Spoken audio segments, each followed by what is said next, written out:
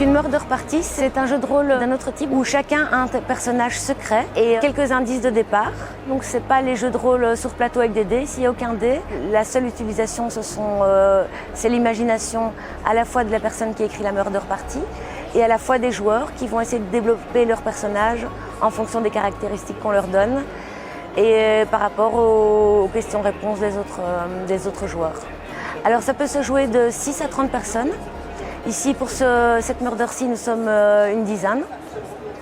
Et ça c'est en fonction de l'histoire créée par le maître de jeu. Ici Vincent qui a créé la murder party a mis à peu près 1 mois pour créer l'histoire. Il est parti d'un livre connu mais ancien. Et par rapport à ça, il a vraiment simplifié l'histoire, créé des personnages. Et l'important quand on participe à ce type de murder party, c'est de ne pas connaître l'histoire à l'avance, donc de ne pas avoir lu le livre, pour ne pas évidemment connaître le coupable.